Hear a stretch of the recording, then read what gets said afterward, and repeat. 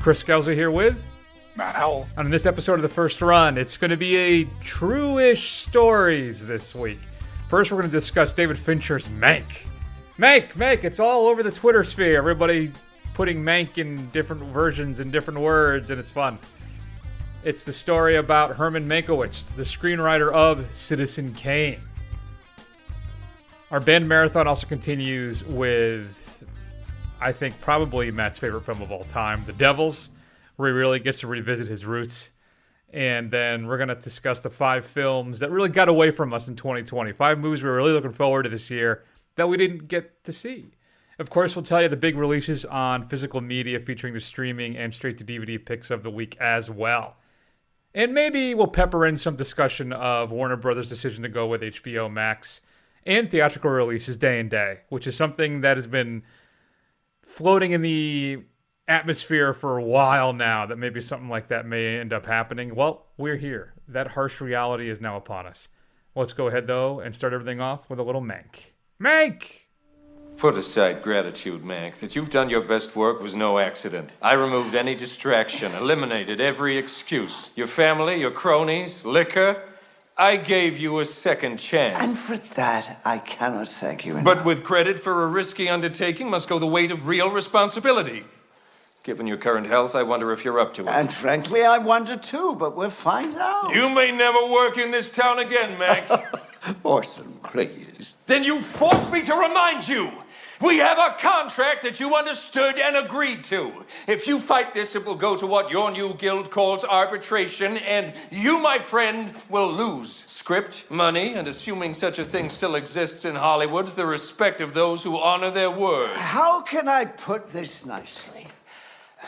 I may be a loose cannon, but you, my friend, are an outsider. They're exasperated by me, and I've earned it. But you, a self-anointed savior hyphenate, they're just waiting to load you. Remind me never again to work with a washed-up alcoholic. Duly noted. Nelson Algren, please copy. All right. Big drama! Big scenes. Lots of yelling. Lots of alcohol. Lots of famous people. Matt, what is Mank all about? Well, you basically set it off in the kicker. Essentially, Gary Oldman stars as a Hollywood writer, Mankiewicz. He is brought in to punch up and ghostwrite Citizen Kane. He's not going to be given credit. He's a bit of an alcoholic, bit of a loose cannon, not particularly well loved necessarily, as far from a personality wise. And it's really his story of him writing the screenplay, as well as a little bit of his early life as well, coming up in the golden age of Hollywood, as it were. So, Matt, let me ask you a question about this, right? So Fincher he's on a mission here, right? He's not only telling a story, but he's delivering to us basically his art thesis doctoral program thing, I think, with this film. And that's where I'm wondering, that's where I get stuck. Is he too focused on recreating kind of this atmosphere and this feel of Citizen Kane? Because that's what this film is to me, right? It's like a companion piece. It's a loving homage to Citizen Kane. So is he too focused on presenting this more than telling the story? Oh, absolutely. But first, let me ask you, did you ever end up catching up with Citizen Kane? So that's funny you've mentioned that. I actually watched it prior to watching Mank. I felt like, you know what, it's time. It's time for me to pull the trigger. The issue I had with it, I've owned Citizen Kane. I think I have it on DVD. So that's how long ago I bought it without ever actually watching it, because it felt like, even though I'm a hack, I'm obligated to watch this if I'm going to call myself this atmosphere, this amateur film critic, right? I feel like I have to watch it. But it always felt like homework, so I never got around to doing it. Now it's on HBOMax, part of their streaming package. So I said, you know what? We're going to discuss Mank. It probably makes sense for me to watch Citizen Kane first. And let me tell you, Matt, I'm glad I did. It didn't feel like homework at all to me. I loved this film. It is brilliant. Yeah. Which I think then casts a shadow over Mank. But continue. It does. Yeah, so if this is Fincher's love letter to Citizen Kane, it's like a poor imitation. I think it's really apt description that you describe this as his thesis statement, because to me, this smacks of like college grad film student masturbation about Citizen Kane, right? I have very little tolerance for this kind of glorifying of old Hollywood. I get that, it's a system that's completely different. It doesn't exist like it does now. But at the same time, I don't know. I was never a part of all of Hollywood's love affair of look how great we are, look how progressive we are, look at how much of an artist we are. And while that's not necessarily all this film is, it's a big part of this film, and I cannot get on board with it. Honestly, even just the execution of it, the way the dialogue is presented is all kind of big, larger than life, kind of archaic way of acting. And the things that I love about David Fincher, his style seems to be just completely absent. Like what you would expect, for better or worse, from a David Fincher film, from Seven all the way up to Gone Girl. He has a very specific style, and I think that's completely absent from this. So really, this thing, man, it just hit. I really wanted to like this thing, but it just hit a lot of it was just severely lacking, especially when you put it up against Citizen Kane and even Fincher's other work. Okay, so I think it is an interesting character study, kind of wrapped in an art project. And it is, as you said, basically, it is steeped in Hollywood lore and history. And I do think to truly appreciate this film and what Fincher is attempting to do, I think you do need to watch Citizen Kane first. I think you can still get something out of this and enjoy it if you haven't, but it's not going to have, I think, half the impact if you haven't seen basically, I don't know, can I call it the source material for this, right? Now, I think at times it's too dense. And it's also insultingly obvious at other times. Like every time Fincher shows us a famous person, John Houseman, David O. Selznick, Louis B. Mayer, right? All these people, it kind of hits you over the head with who it is. They may as well have like some type of, I don't know, Edgar Wright, Scott Pilgrim neon thing that pops over their head when he said, oh, look, it's David O. Selznick, right? It's Louis Mayer. That's kind of how ham-fisted I felt those kind of introductions are at times. And the narrative, I can't say never, but there's a large part of the film where I'm not really sure where we're going, right? What our main themes are, what story we're trying to tell. We kind of meander around for the majority of the film, and it's, I think, a bit to the film's detriment. Now, I will say that we have some stellar performances here. I think Oldman as Mank is great. And Amanda Seyfried as well is exceptionally strong on this film. I really love this, what she's able to bring to the film, who she's representing in the film. Well, because remember, these are real people now. She represents one of the characters in Citizen Kane, right? Though he constantly says it's not really based on you, but clearly it is her, right? And she is fantastic in this. And I don't think she gets enough praise as an actress. I'm not sure why that is. But for me, the key draw for this film is the craftsmanship. I actually enjoyed this a lot, Matt. I really enjoyed what Fincher is trying to pull off. I get that with Citizen Kane, right? He breaks the mold, and he changed cinema forever. What Mank does, as Citizen Kane first did, is that broken structure, that narrative, right? Where we go back and forth through time. And that's what Fincher does with this film as well. He pays homage to kind of key moments and different actually artistic techniques and stuff that Wells created, or I should say, aped and updated that stuff that was currently going on in French cinema and some German cinema too. He incorporates kind of into this in the first American film to do these things. And the narrative jumps around in time, so just like Citizen Kane, Mank is trusting us to kind of piece everything together to kind of capture the true narrative of what this film is about, which is this guy's, basically his struggle to define who he is and take pride in who he is, which is why his character makes the decision that actually sets up the clip you just heard, that audio clip from the film. Fincher, I think, does a great job of bringing the old Hollywood to life with its businesses, the relationships, the corruption, right? And in the end, though, I do think watching this after watching Citizen Kane, though it's integral to appreciate and understand everything that's happening, it hurts the film's experience. I look at it more as a fun companion piece to Citizen Kane. Like a special feature in a 4K deluxe set, right, of Citizen Kane, included with Mank, you know, to kind of get the background, this kind of dramatized background feel.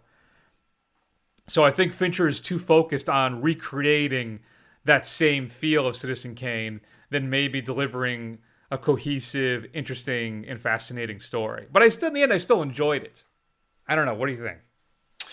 Yeah, no, I agree with you. I think there's just not enough here. I think there's some bright spots. I think, as you said, Oldman and Seyfried are both very strong. But yeah, I think this is a story that, like you said, I'm not sure for most of it what he was trying to say. And he's bringing in these parallels, from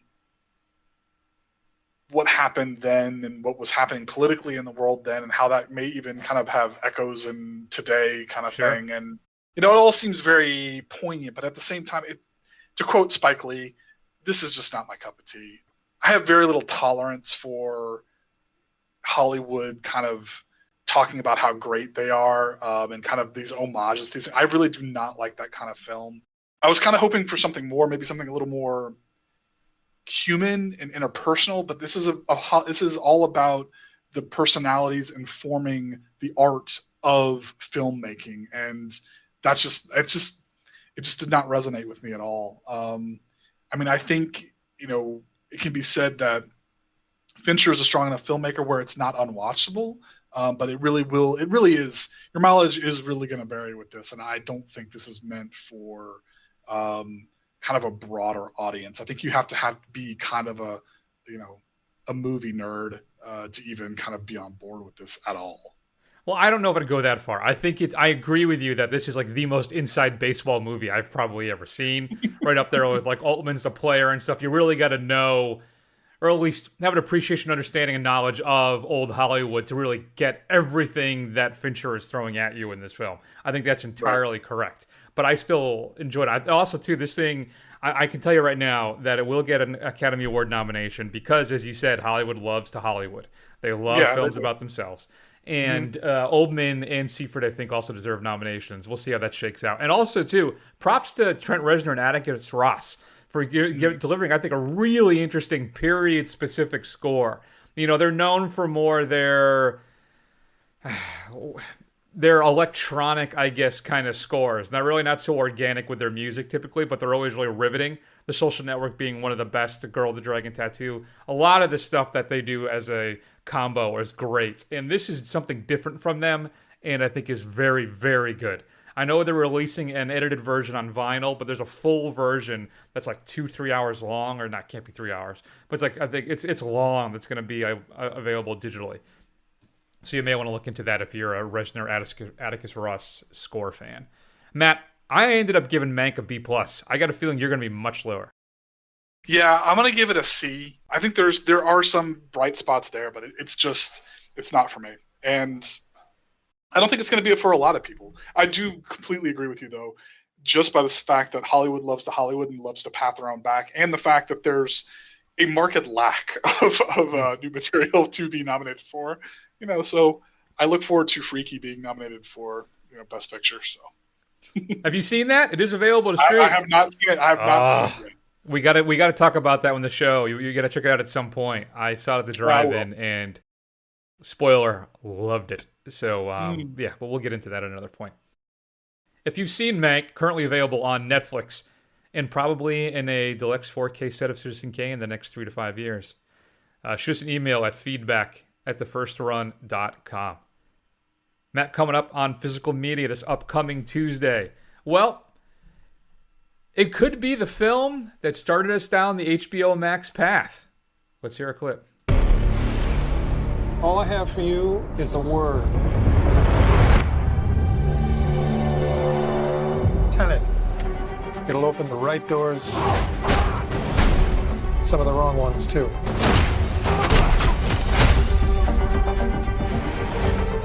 Use it carefully.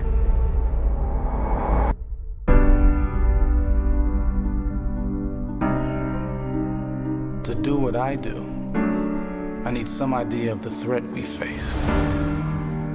As I understand it, we're trying to prevent World War III. I'm not saying Armageddon here. No.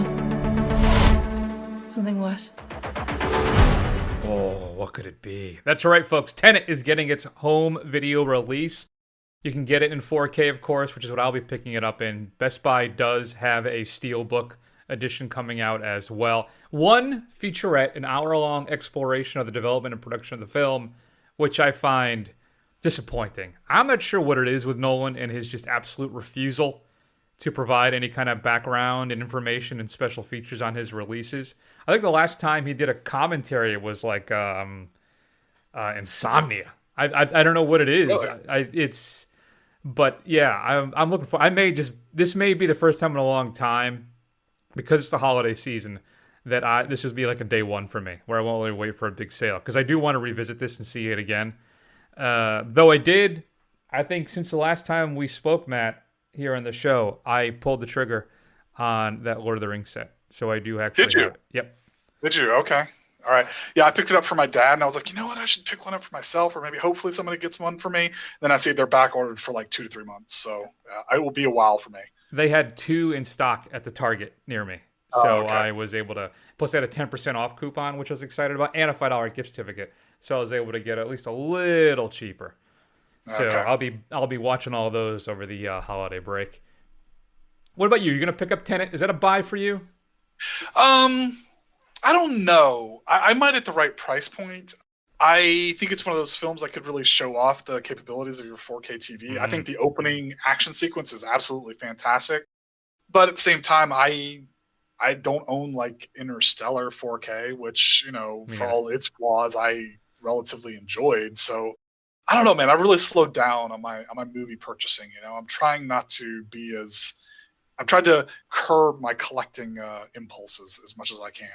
I actually have as well, as of like, you wouldn't know it because I bought Lord of the Rings, and I got my Dawn of the Dead 4K set from Second Sight today as well, a UK release. But I actually have started to slow down with that stuff as well. I don't know if it's because I'm just staring my mortality right in the face right now, so what's the point of anything? But who knows? We'll see. Well, I'm still a fan of physical media because it's nice to have it always there. Like when it inevitably drops off of streaming or it's not on a service that you have, you can still watch something, and that's nice. I'm also starting to digitize some of my old DVDs and toss those as well, so we'll see how that shakes out. Jim Caviezel shows up in Infidel. He plays an American man who's kidnapped after a friend invites him to Cairo to speak about a recent military uprising. His wife heads to the city after hearing the news, determined to get him back. Johnny Depp, Robert Pattinson, and Mark Rylance all star in Waiting for the Barbarians. A magistrate working in a distant outpost begins to question his loyalty to the Empire. Shudder is releasing The Beach House, a film we did for the show a little while back, which was pretty good. Pretty good. That was that weird one where the thing rolls in from the water, right, and starts to affect people, and interesting. Magnolia is giving us Alone. A recently widowed traveler is kidnapped by a cold-blooded killer only to escape into the wilderness, where she's forced to battle against the elements as her pursuer closes in. Warner Brothers is giving us The Wolf of Snow Hollow.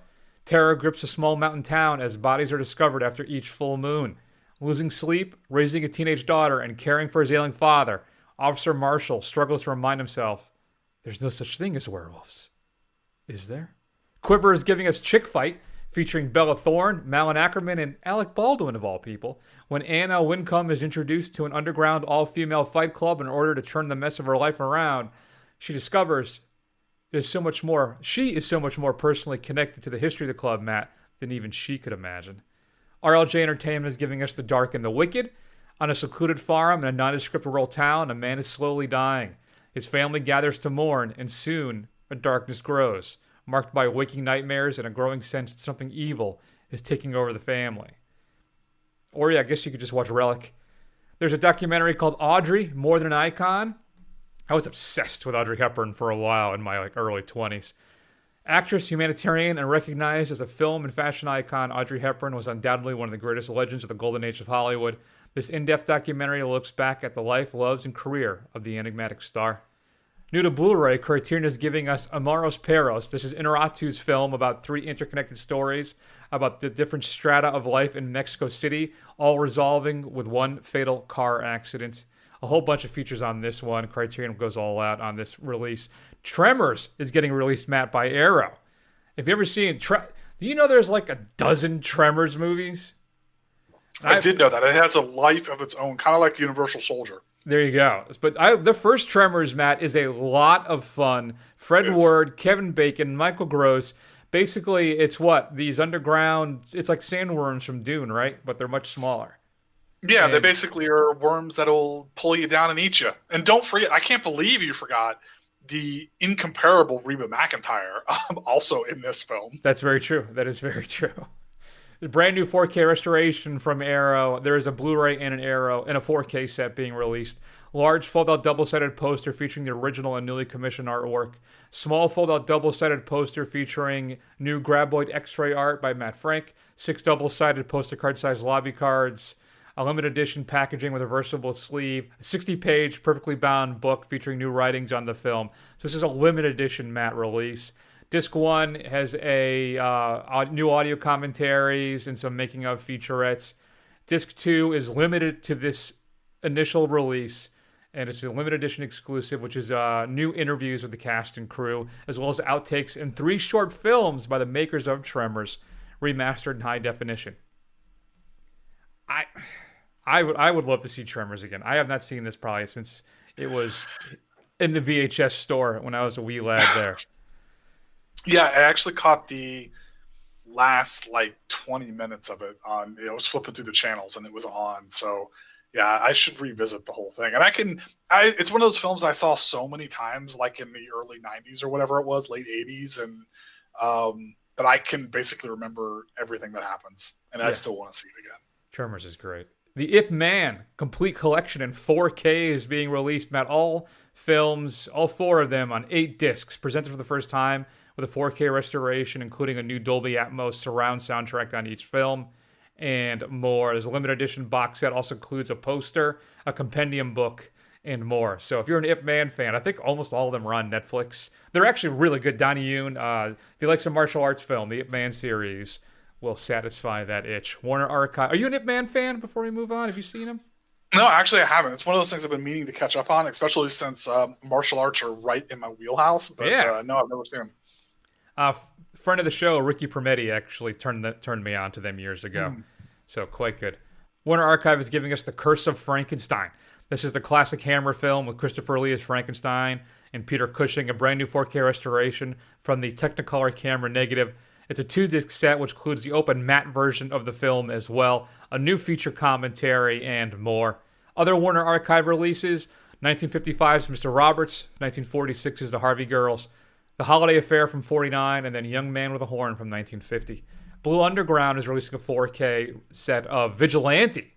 This is a Robert Forster film. It's kind of a takeoff, Matt, of Death Wish, but it's much, much crueler and meaner. I have never seen it, but I really want to check it out. I've always heard pretty good things about it. A brand new 4K 16-bit restoration from the original 35mm camera negative, Dolby Atmos track, new audio commentaries, new interviews, and more. Bodies Rest in Motion, starring Phoebe Cates, so I'm obligated to bring it up. Bridget Fonda, Tim Roth, Eric Stoltz, and Alicia Witt. In his sleepy Arizona town, Nick ekes out a living selling television sets. He decides suddenly that life has more to offer, and that he might find it by moving to Montana with his reticent girlfriend, Beth. But the day before the departure, Nick takes off without Beth, and she is crushed. Spurred on by her best friend and Nick's ex, Carol, Beth takes up with a shiftless, pot-smoking house painter named Mad Howell. Gun Crazy is being released as well, featuring Drew Barrymore. Shout Factory is giving us From Up on Poppy Hill. The Studio Ghibli film is getting released with an original Japanese and English audio tracks, an exclusive booklet, a feature-length storyboard feature, and more. Matt, we got to start planning our 2021 marathons, and I thought Studio Ghibli would be a good thing to do. What do you think? It is. Yeah, I think that most of them are available on HBOMax, so yeah, we should get on that. All right, we'll have to plot that stuff out now in the next few weeks. What else we got coming up? Your straight-to-DVD pick of the week, Matt, is American Rickshaw. A Miami college student finds himself framed for the murder of an evangelist's son. He hooks up with an Asian witch and a stripper to find the real killer and clear his name. What should we be streaming this week, Matt? Well, it's the holidays, and it's time for holiday films. So I'm going to recommend something that's relatively new that came out last year. Klaus is available on Netflix. It's the story of the worst postman in the Postman Academy. He is sent to a small Arctic town where he quickly discovers that the local toy maker may be somebody who we all know and love. It's a fun little holiday film that's new into the pantheon. So after you've watched Christmas Story for the 200th time and Elf for the 50th time, check out Klaus with the kids. You don't want to do Fat Man, which is that Mel Gibson film where he plays Santa that's besieged and he starts shooting, killing everybody? I did not know that existed. So yes. I might watch that, but no, I'm not going to recommend it. Fair enough. All right, now let's spend a couple minutes and talk about the Warner HBOMax announcement. So Warner Brothers has announced that their entire 2021 slate is going to have a day-and-day release. It'll be available on HBO Max and in theaters. Now, it'll only be on HBO Max for 30 days, and then they're pulling it. So, Is this the end of movie theaters as we know them? No, I don't think so. So I guess first, since that was announced, there's been some backlash, not just from the movie nerds and the movie going public necessarily, but some of the stars who I'm sure were set to get some back-end royalties are not so happy, and their agents are being kind of vocal about some of that stuff, as well as Legendary, who is in partnership with them for Dune and Godzilla versus Kong. They're trying to push some of that back as well, just because they were not consulted about it. And I think Legendary was even thinking about selling Kong to Netflix, just outright. So that I think that is, there's still a lot of dynamics that have to be worked out with this, is what I'm saying. But honestly, with the way things are with COVID, I don't see us going back to the movies, in any kind of real full capacity until June. That's if at the absolute most optimistic, and in the fall, probably much more likely as the vaccine kind of gets rolled out broadly, kind of thing. So what I see this as, honestly, is, HBO Max is not doing that great. Once you get somebody in the door, it's easy to keep them because people are lazy about canceling. So what I view this as is a temporary thing, is where they got to do something. Mm-hmm. They got to make some money, and that they're going to get people on board through this to HBO Max, and those people will end up staying. I mean, Amazon and Netflix have retention rates of over 90%. So I think that's what they're hoping for, and then it'll go back to normal in 2022. I hope you're right about that. I think I'm more disconcerted with your assertion that we're not going to be back in the theaters till June. So what happens to all the slate of stuff that's supposed to come out between? Do you think all that stuff's going to get pushed back further? Basically, is No Time to Die going to go back now to November of 2021? Honestly, if things are not more normalized and more states are not open, they're going to have a serious decision to make. If there aren't people to go to the theaters, there's nothing that they can do about that. And I don't care if the distributors want to complain and whine and you're putting us under. If people are not going to show up, they're just going to lose money. So they got to decide to either they're going to push it back again, or they're going to put it out on some kind of streaming service. So what are they talking about getting the vaccine rolling out? I mean, March to get everybody? I mean, or even that's, and it's really going to be at-risk populations, which we're not. Right. So I think that it's going to, I would say at least until June. What if this is a later. self-fulfilling prophecy, though, is what I'm concerned about. What if people have become adapted and happy to watch this stuff at home, and they see the kind of return numbers that they want to see, and it says, maybe this is how we do things going forward, because we are getting the subscribers, and that's what my big concern is, that people generally would prefer to be home, right? Yeah, there are going to be people like us, particularly I think even more so than me. I think you're more comfortable being home watching stuff than I am. I'd much rather be at I think if I were to give it a percentage, I'd 95% be at the theater. You're probably like 70, maybe, depending on the film. Yeah, it really depends on the film. I mean, it really depends on the film. Yeah. So I don't think it's the death knell, and I think in a weird way it could be the death knell for the big chains. Like AMC could be in a lot of trouble. Some of the big, but maybe it could be the return of your smaller places where they'd have to be in big cities, they'd have to be in urban areas that could support them. But some maybe independent theater stuff could actually turn around and get some life out of this. But they got to survive first. The pandemic is the big problem, which is the biggest challenge. I'm inclined to agree with you. I don't think this is the end at all, really, though, for the theaters. I think they'll be okay. We'll have to figure out what happens. I'm still planning on going to see Promising Young Woman and Wonder Woman 1984 at AMC. I'll probably go like Monday afternoon, like at 2 or something like that, to try and avoid the crowds as much as possible. Right. But even then, I may still change that. But if stuff starts getting pushed back, like you think, and I sadly think you might be right. After the December, that may be it. I may just cancel my A-list, which pains me to say it, but I know it's tough. I think what's going to end up happening is, let's be honest, if there are films that people want to see that are only available in movie theaters, if that's the only place they make them available, people are going to go see it, assuming that there's no risk that you're going to die from a disease over a movie, kind of thing, right? And I know there's money to be made in streaming, but there's nowhere near the box office returns that a true movie release will get you. And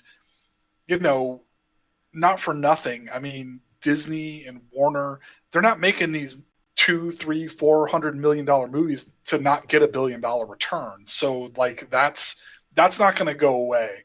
Your smaller films, that remains to be seen. We'll see what happens, but I don't think it'll go away completely. But they'll force the theaters, I think, to renegotiate. They're going to use their leverage to say that they don't have to have these really long windows anymore, but they don't necessarily have to release everything like this to get the returns. Yeah, we'll see. I mean, I could see them doing, like, if it has a certain dollar threshold or they think there's going to be a certain return threshold, it is a day and date thing, or it's very, very close. So they don't have to worry about things like as much advertising, and it's a guaranteed money if they sell it to Netflix or whomever else. That's interesting. And you might be right about that. And my theory about the smaller independent theaters could be entirely wrong. That they won't survive this because they won't have the turnout. Right. For that, because it's not. So that's what we are, right? So we're facing down the barrel of basically the only thing now in theaters are going to be these gigantic tentpole films. Right. When and if people are prepared to start going out to theaters again. So. Yeah. And maybe we'll get back to closer to what it was, but I don't see that happening for another year, 2 years, maybe. Yeesh. Wow. All right, Captain Positivity. Well, I mean, I think we'll have, like, Marvel films, Star Wars, kind of these big effects, big budget things are always going to hit the theaters. But I don't think things like Portrait of a Lady on Fire, I don't think that you're going to see stuff like that, like normally just kind of out there in the theaters, Possibly not. We'll have to see what happens. So, all right. Good times. I don't know why you want to talk about these things. It always depresses you. I know.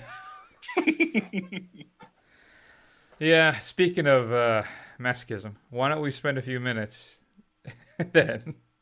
Yeah, I don't know what's going to happen with this. I think maybe that the theater chains will have, when they renegotiate, they're probably going to want a bigger cut, though, up front if they're going to have a shorter window. Won't they? So... Yeah, because Disney probably will, demands, but do they have the leverage to get it? I guess they have some leverage though, right? Because Disney they know their money is going to be in the next Avengers film, which is going to cost them $300 million to make. They're not going to get that on Disney Plus. It's not going to happen, or with physical media purchases. And believe it or not, Disney is probably in the worst bargaining position that they've been in a long time because all of their theme parks are closed. They're not making any money off of that. They're laying off people in Orlando. Yep. Disney may be strange because they don't, as much money as they have, it's not limitless kind of thing, and they're not making money. It'll be interesting to see how all that plays out. But I think, you're kind of off repeated fear of like Amazon coming in and like buying some theater chain. I think that gets closer and closer every day. Like if the theater chains won't negotiate and they don't want to do it, then Amazon's gonna be like, fine, we're gonna buy it. And they repealed the law where they can do that now, so it's no longer a problem. I think you're entirely right. And the other X factor too that I'm sure Disney is fully aware of, as is the other studios, is torrenting. Because as soon as you slap that stuff online, basically boom, it's going to be available to torrent. And that's another dollar out of their pocket. At least when you have that theatrical release, for the outside of those the cam shoots, you're going to have that quality out there that's going to drive people to go.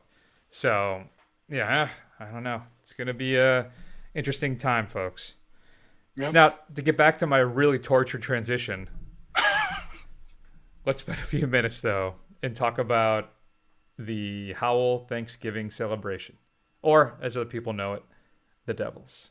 The Devils burn. An explosive film. Absolutely brilliant. ABC TV. Superbly, frighteningly effective. Time magazine. But of course I can prove nothing. This Mother Superior may be little more than a hysterical nun. Exactly. Mere conjecture. And what form does this incubus take? The Devils is not a film for everyone. Vanessa Redgrave, Oliver Reed, in Ken Russell's film of The Devils. So that is exceptionally accurate. This is not a film for everyone. Perhaps anyone. I'm not even sure. But if you're not familiar, The Devils is Ken Russell's film. It's basically a dramatization of the fall of the Roman Catholic priest Urbain Grandier, as he runs basically afoul of Cardinal Richelieu's political ambitions and his request really to unite France. And he is the priest and kind of the interim governor, right, of this small city that has these walls built up, Matt, to protect it from invaders and perhaps metaphorically the plague, which is an interesting thing that it provides an atmosphere around this entire venture. But what happens is that our priest there, Oliver Reed, he likes the ladies, and he has an affair with one, gets her pregnant. But then there's also another one of the nuns, who is obsessed with him. She loves him deeply. And what happens, she comes up with this, concocts this story that basically he is a succubus, and he goes into her room at night and takes advantage of her. And they call in a priest, played by, which I thought I was going crazy, Father Bear, but he's Michael Gothard, who is Emily Leopold Locke in the James Bond film For Your Eyes Only. I was like, is that really him? Is that him? Indeed it is. And they basically take him out. They charge him with being an agent of the devil and attempt to wrest control of the city and take him down. But I don't know if that's really what this film is about at all. Matt?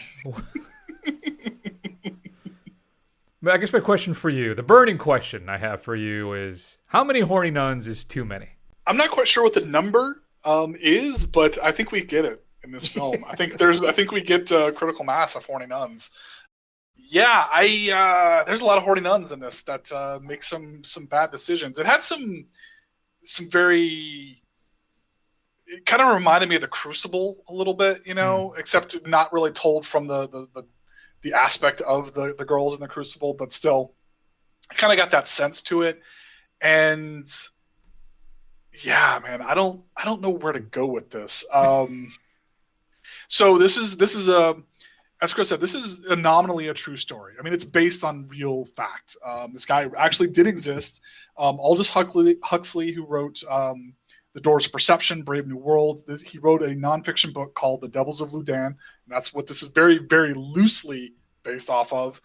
But let's be clear, the stuff that he wrote in the book too, and supposedly the true events are more horrific than what actually is on the screen as well. It is. Yeah, this is highly, highly stylized, right? And interestingly enough, this is also kind of loosely based off of a play that was based off of Huxley's book, and you can see that DNA in this. Yeah, like this is a very stagey production, and very melodramatic. A lot of soliloquies, a lot of pontificating, just odd early 70s touches, like Richelieu being carted around on this weird upright, like stroller by a couple of nuns in this prison. Like, this whole thing is just whacked out there. It's got all the hallmarks of kind of like this underground guerrilla late 60s, early 70s kind of cinema, coupled with like that kind of staginess and melodrama, and just honestly just trying to go out there and shock people, which at the time they were very successful at doing. A lot of nudity, a lot of violence. I think there's a scene of woman getting cupped with hornets on her boob, and they're stinging the hell out of her as some kind of plague cure. Just wild stuff. And it's honestly, in a lot of ways, it's wild, but it's corny. It's unbearably corny at the same time. Listen, I think, all right. So I believe we watched the most complete version of this film because it had the most controversial scene included, which is the rape of the Christ crucifixion statue. Okay. Yep. All right. That had been cut in a lot of that. I don't think that was ever really available here. I think Shudder actually had it for a while, but that was included. So we had, basically, my first note was, okay, that was 2 hours of madness. That's like the first thing I wrote down when I was thinking about this thing. And it really focuses on sexual oppression and the abuse of power, particularly when like leveraged under a religious umbrella. But I think the abuse of power is an overly broad assessment on my part. I think really the focus here is the sexual repression and perhaps the madness that can birth. Imagine, though, and it's revealed through, I should say, these priests, nuns, bishops, whoever, right? That's what I think why the film was so controversial, is it shows all of these people as being just as dirty and as filthy and as repressed as Matt is. And its film it's very upsetting, Matt, but I found it magnetic. Like, I love the design of it. I love the outside world that the plague is ravaging the countryside. And, you know, every time, because when we enter in these cities or wherever we go places, right, there's always just, the surroundings are always these plague victims. And I like that we have, a lot of the set design is this kind of these stark whites, right, which are, then we have all these horrible acts committed against them. We have these over-the-top performances that at times, for me, almost threaten to drive the whole thing off a cliff. Right, I think it's a delicate balancing act that I think that Russell pulls off for the most part. I think it is over the top, but I found a lot of interesting things here that I enjoyed. I love Oliver Reed at the time with all the controversy. He said, "We never set out to make a pretty Christian film. Charlton Heston made enough of those. This film is about twisted people." And he's entirely right. I mean, this thing was originally rated X in band. It had a lot of cuts to it. Like we said, the Christ statue scene is rarely, I guess, been seen. I don't know if you noticed the quality shift, but clearly that was like a standard definition insert, I think, while I was watching it. One thing I thought was interesting, too, is there's this one scene, man. I don't know if you caught this, or maybe it's just me. I feel that this film was a big inspiration for Clive Barker and his Hellraiser series. There is a scene when all the bad actors, though everybody in this film is different level of bad, but where they're plotting how they're going to take out the priest, right? And the way it's shot with the people surrounding and the camera zooms and every kind of, when guy's in darkness and they're, it really screamed like, Clive Barker definitely has seen this film. He definitely has. Especially when you factor in, because Hellraiser is probably one of the horniest horror franchises of all time. And I think this film obviously is just steeped in just sex and repression and such. So, I don't know. I feel like I could talk about this thing for hours. It is just so weird and bizarre, but I couldn't take my eyes off the screen. It's kind of 70s soap opera-esque at times, right? But then other times it's just deeply unsettling. Like when he's getting tortured, when they're basically just destroying his knees in those vices with the hammer and stuff, or the orgy that breaks out in the church. I mean, there is just lots of stuff for the family to enjoy. I don't know. Yeah, it's again, I think I agree with Chris. I don't know if I can say I really enjoyed this, but I found it compulsively watchable. Like, I had to keep watching it, even if it was just to figure out like what ridiculous thing was going on. Like, the priest with the John Lennon glasses, the witch hunter guy who shows up like with the long hair, is like so anachronistic and out of place. And the nuns, there's like one who's like particularly focused on not the Vanessa Redgrave character, but one of the other ones who's she's always watching kind of thing, and she's always kind of like got this wide-eyed, like, teeth gnashing, like lunatic look on her face all the time. And it's just, everything is just so over the top. And I was trying to figure out where I could remember Oliver Reed from, and I was like, oh, that's the guy from freaking Gladiator. Like, that's the guy.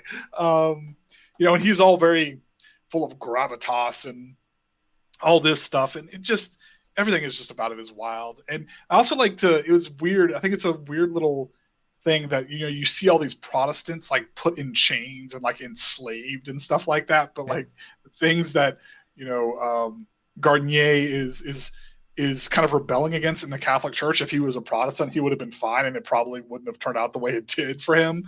I don't know. I don't know if I like this film, but I definitely, it was an experience. It was an experience watching it. That's for sure. Absolutely. I ended up, Matt, giving The Devils a B+.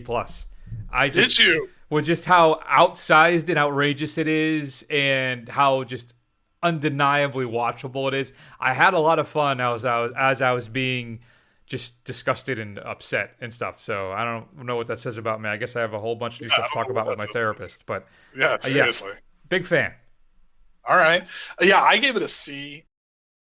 I have, again, as we were talking with Mank, I have low tolerance for a lot of like really melodrama and things that are really kind of hokey for their own sake. I don't know. It really started to wear thin towards the end of that 2-hour running time, some of that stuff. But there were enough there to at least be like, oh my gosh, or like, oh yeah, I can see why this is banned kind of thing. So this may be your cup of tea. Maybe watch it if you're, again, not easily offended. But I don't know. I don't think it's something I will be catching up with. It will not make the shelves for me. Oh, no? It's not going to be a holiday tradition for you? No, I'm still holding out hope that Sallow is going to be the one that's going to really bring it home for me. Have you seen Sallow, right? No, I haven't. I have not seen Sallow. I own that, actually, on DVD from Criterion. Do. So, as a blind buy, boy, that was an interesting decision on my part. If you've seen The Devils, shoot us an email at feedback@thefirstrun.com. We'd love to hear your thoughts. All right, Matt, let's close things up. Spend a few minutes talking about 5 films each. The ones that we're going to miss the most, that we didn't get to see this year. Dear God, here is Amanda. Well, you know that. Thank you for bringing us together, Lord. And thank you for this meal, which we gratefully receive.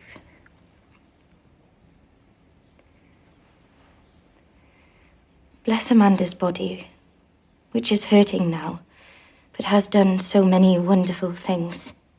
And bless her mind, which is shrouded in darkness. And reach out to her like you did to me. Amen. That was a clip from A24's Saint Maud, one of the horror films we're looking forward to this year. It was supposed to come out, I think, early this year, and still has no release date, as well as some other A24 films that may show up on my list. But, Matt, I guess I'll start everything off. I'll give you the ultimate number one. Okay. So the 5th film on my list that I was really looking forward to this year that was stolen from me, and that's Nia Costa's sequel-ish to Candyman. So this looked really interesting to me if you've seen that trailer. Very exceptionally well done. But I really, even though I was never a huge Candyman fan, I think the film's, it's good, but I also haven't watched it, I think, since it came out. But just that trailer blew me away. And conceptually, I liked the idea of the character, and I was really interested to see what Nia Costa was going to do with this thing. So I love horror films, and this was looking to be one of the more interesting ones to come out this year. And I guess at some point next year we'll be able to catch up with it. But that's my number 5, Matt, was the reinvention or reintroduction or whatever it is of Candyman. Huh, that's funny, because that's actually my no-lie number 5 was Candyman. I'm also a big horror fan. I remember that the original Candyman really kind of stuck with me. I don't know if it's not great, but it has enough there, and there's enough creepy, unsettling elements that will really stick with you. So I was really interested to see where this thing played out. I'm hoping I'm not building it up too much, but I am really still looking forward to seeing it next year. Fingers crossed. My number 4, Matt, is a weird one because we haven't heard anything about it in a long time. In fact, A24 released like a role-playing game to go along with this thing, and we still, though, no mention of it whatsoever. And it blows my mind that Warner Brothers now is announced what they're going to do, but A24 hasn't made a peep about anything. So, but it's going to be The Green Knight, David Lowery's new film with Dev Patel. It's a fantasy adventure based on the Arthurian legend. The Green Knight tells a story of Sir Gawain, played by Patel, King Arthur's headstrong nephew. He embarks on a quest to confront the Green Knight, a gigantic green-skinned stranger. That trailer was just weird and unsettling and all kind of artsy and just was basically looks like if you had to describe to somebody, what would an A24 film be? It looked like it could be one of those kind of canon films. So something I was really looking forward to, The Green Knight. Hopefully we'll see it soon.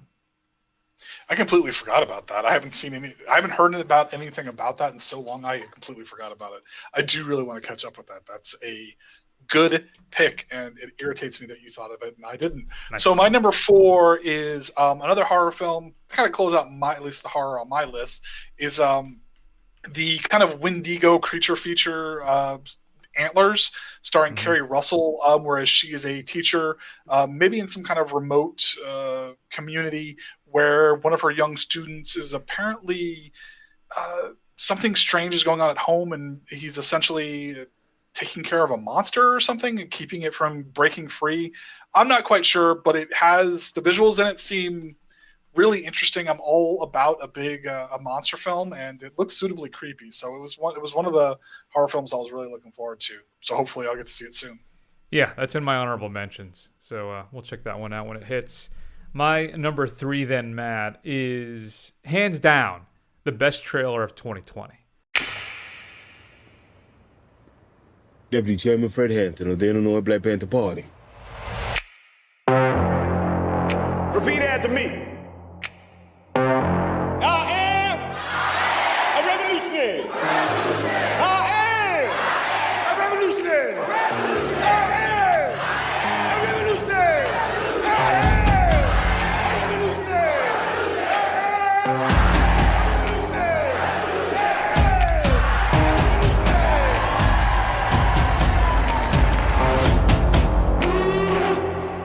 You're looking at 18 months for the stolen car, 5 years for impersonating a federal officer, or you can go home.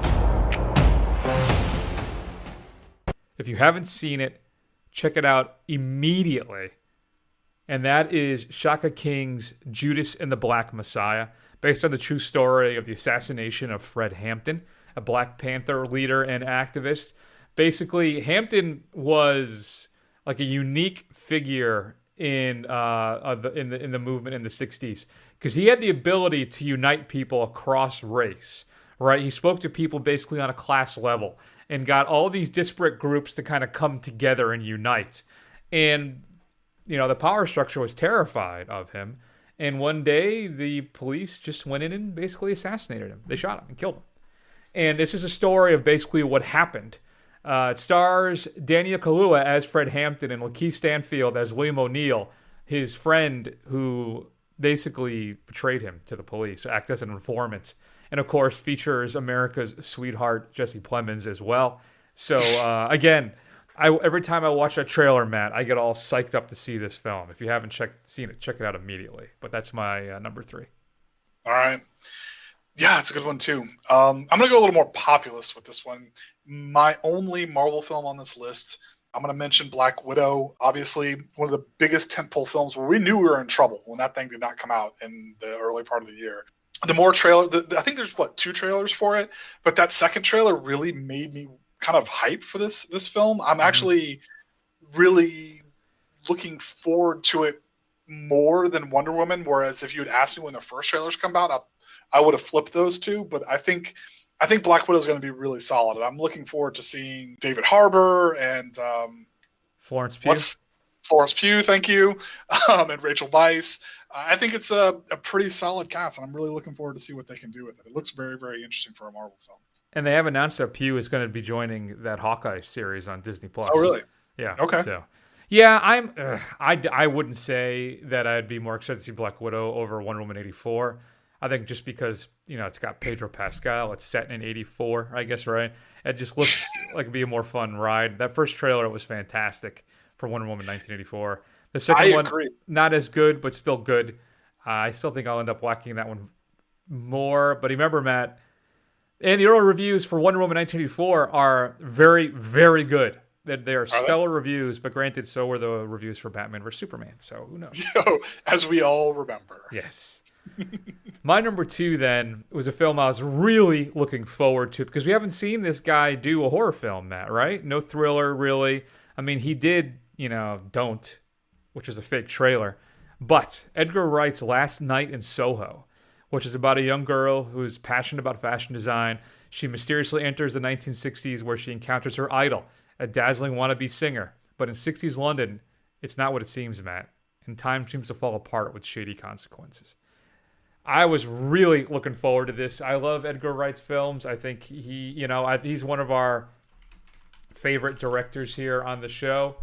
And I don't know, man. It's just, I mean, do you see Anya Taylor-Joy is in this thing, as well as Diana Rigg, who has since passed, Terrence Stamp.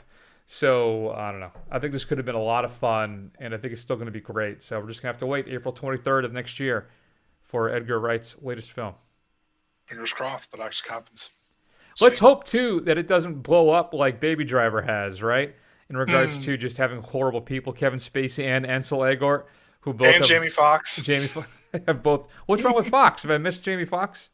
Yeah, he was accused of some things. I mean, nothing as bad as Spacey or anything like that, but he was kind of brought down a peg or two, from what I understand. I forget what the specifics were, but I think that was the joke. It was like, okay, is everybody in Baby Driver just going to turn out to be terrible? And then we were like, not you, Ham. Please stay Golden Ham. Jesus.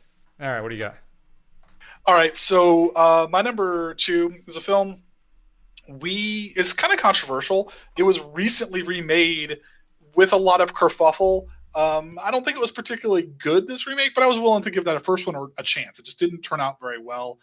So I'm really interested to see what Ghostbusters Afterlife can be brought to the table. I haven't seen much, but it has the input and participation of some of the principals. Yeah, I'm kind of curious to see what they do with it. I was curious to see the original, the kind of all-female reboot of Ghostbusters, up until I saw like a full trailer. Then I was like, I don't know about this. And then I proved to be right. So I'm curious until we get a full-on trailer and I can finally start making some decisions. But I have to admit, come on, man, deep down, as a 80s kid, it's something you want to see too. I'm interested in seeing it, but I don't need to see it anytime soon. If it comes out in 3 years, I'll be fine. Okay. I didn't really care so much for the reboots. Ghostbusters 2 it's not good, people. It's not good. And the first one, though, is a classic, but it exists in this kind of timeless space. You can always kind of go revisit it at any time, and it's fine. So it's not like a big franchise, right? Like I just see the latest film in the Ghostbusters series. Nobody ever says that. So, man, you just need to calm down. You need to relax. Speaking of which, my number 1. Now, I think it's just interesting, which means, because I know what Matt's number 1 is. So, and I know it's not mine, which is interesting because that means his number 1 didn't make my list. And mine didn't make his. My number 1 is a film that may break me if it goes the way I think it's going to go. And that, of course, is No Time to Die. The latest James Bond film, Daniel Craig's last outing as James Bond.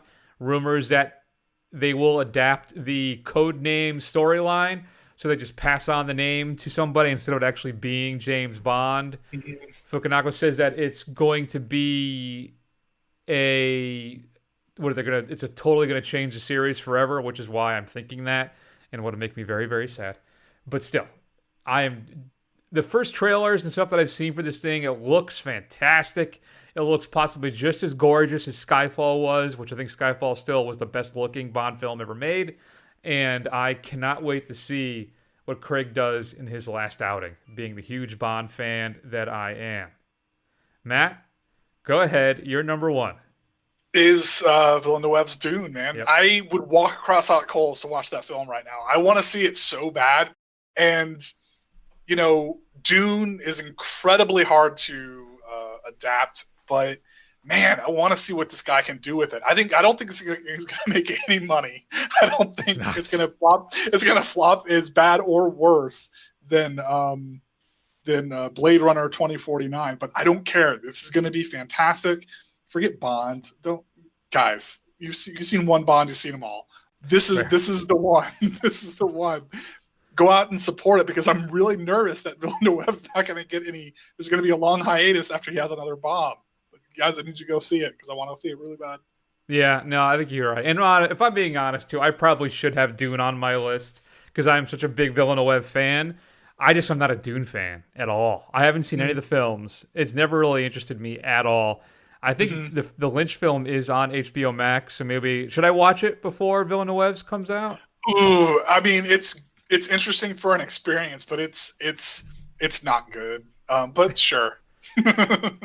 All right, I'm not going to try and read the book because it's like 500 pages or something like that. That first one. Yeah, I mean, it's not really that it's so long. It's just it's very dense, and it's not necessarily an easy read. Yeah, I can barely read, so I don't know if that's going to work for me. I want to see it on the strength of Villeneuve. And there was somebody on Twitter, and I'm blanking on who it was now, but I think it's perfect. Makes a lot of sense to me. Is that Villeneuve is the director that film Twitter thinks Christopher Nolan is. Oh yeah, I saw that. That was Binge Movies, I think, said that. Yeah, and I think it's pretty true. I got to admit, I felt a lot of truth in that statement. So yeah, no, that's a great pick. The other one, Matt, that neither of us mentioned, just for I'm sure the sheer corniness of it all, is Top Gun Maverick.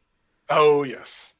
Now wait, have you seen Top Gun yet? I bought it. I cannot get over that the most 80s action movie that there is, like maybe one of the top 5 most 80s action movie. Chris has not seen it. It blows my mind. Because when it came out, when I was a kid, for some reason I wasn't a Tom Cruise fan. I didn't care about Tom Cruise. I had no draw to me, so I never watched it. But I do. Okay. I bought it on 4K Blu-ray because it was on sale for $10 on 4K. I'm thinking, well, I got to see it at some point, right? And it's Tony Scott. I mean, it's not like I don't like Tony Scott's films. Right. So I will watch it prior to the sequel, obviously. Maybe over the holiday break once you watch One Cut of the Dead. Okay, I'll watch One Cut of the Dead. You watch Top Gun. We can book it next week. We'll talk about it, our own little vignettes on that. Man, just get ready for all the Kenny Loggins. There's so much Kenny Loggins in that film. The most awkward sex scene. It's so gross. I know that soundtrack better than I know the film, oddly enough. So, Matt, any other honorable mentions for you? Anything you didn't bring up? Yeah, Halloween Kills. Yeah. The French Dispatch, the new Wes Anderson film. The Eternals, just because I want to see what the hell they're going to do with this. If we're going to have another Guardian situation or if it's going to be just absolute crap. Godzilla v. Kong, because I'm a big nerd. Yep. And Quiet Place, too, because I enjoyed the first one. Yeah, I think Godzilla vs. Kong is a great pick as well. That would be on my honorable mentions. Because I like that second film a lot. I know, and a lot of people don't like it, but man, if you like Godzilla Smash, that film delivers. That's all you need. So, all right. Anything else? What did you miss out on the most this year? Shoot us an email at feedback@thefirstrun.com. Thankfully, outside of some cataclysmic event, we're all going to be able to see these films at some point in the next year or so. So that'll be something to look forward to. Next week, Matt, we're still up for Miss Juneteenth. Everything is so much in flux right now. But we could do either Miss Juneteenth or Sound of Metal. Yeah, there's that too. It looks like I did want to see Nomadland next week, but that has officially been pushed out to 2021 now. So that was one of the reasons why I was holding on to my AMC, because I was going to go see that next week. It was supposed to hit Friday, but not now. And then, of course, Pink Flamingos as our band marathon continues. Oh, I thought we were getting Cannibal Holocaust. We're going Pink Flamingos first, huh? Yeah. We could always switch it up if you really want to get into the cannibal gore, if that's your thing. I don't know. Fine. Find us on Facebook, Twitter, Instagram, YouTube. Do a search for The First Run. Scroll. Eventually you will find us. Go over to Apple Podcasts. Give us a review to help other people find the show. I will read it on the air. And that's it. Everybody, take care of yourselves. We're going to take an extended break, and we will see you all soon.